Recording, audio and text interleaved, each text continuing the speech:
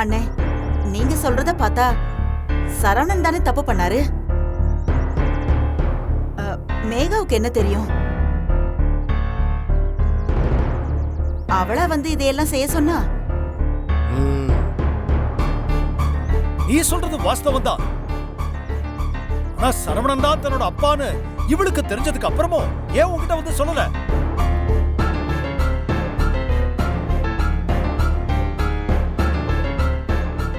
இதான் தலையில தூக்கி வச்சுட்டு அவளை ஆடினியே.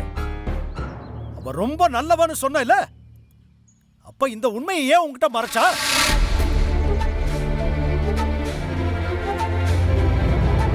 நம்ம வீட்டுல வேலை செய்யற கார் டிரைவர் தான் அவ அப்பான்னு சொல்றதுக்கு வெக்கப்பட்டு இந்த மாதிரி மறைச்சிருக்கா. நடந்த இத்தனை விஷயங்களும் மரகதன் சித்திக்கும் நல்லா தெரியும்.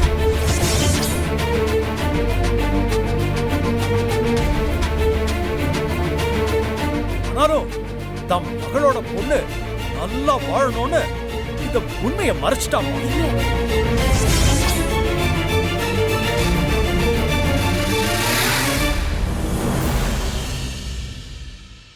அப்பயே இதை சொல்லிருந்தானா இந்த பிரச்சனையே வந்திருக்காது.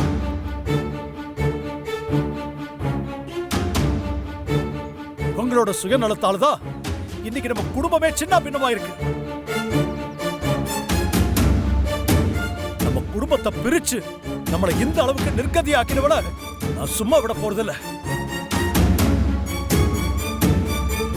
சித்தார்த், சரவணனை அடிச்சு எடுத்துட்டு வந்து போலீஸ்ல ஒப்படைப்போம்.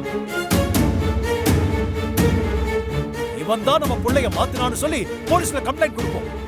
இங்க பாருங்க, நான் ஒண்ணு குழந்தைய மாத்தல. நீ மாத்தலையா? நீ மாத்தலனா அப்ப யார் மாத்துனா? எனக்கு தான் தெரியாதுன்னு சொல்றேன்ல. யார் என் குழந்தையை மாத்துனது? எனக்கு தெரியாதுங்க. நிறுத்துங்க. இப்ப எதுக்கு என் அப்பாவை அடிக்கிறீங்க? என் அப்பா தான் தப்பு பண்ணிருக்காருன்னா அத நிரூபிங்க. சும்மா கைய நீட்டுற வேலையெல்லாம் வச்சுக்கிட்டீங்கன்னா மரியாதை கெட்டு போயிரும். ஏய் ஜானகி, பாத்தியா? செய்யறது எல்லாத்தையும் செஞ்சுட்டு எவ்வளவு திமிரா பேசுறா பாரு. இவ்வளையா சித்துவுக்கு கல்யாணம் பண்ணி வைக்க ஆசைப்பட்ட? இப்படி கொஞ்சம் கூட உண்மையே இல்லாத ஒரு பொண்ணை எப்படி உன்னால மருமகளா ஏத்துக்க முடியுது?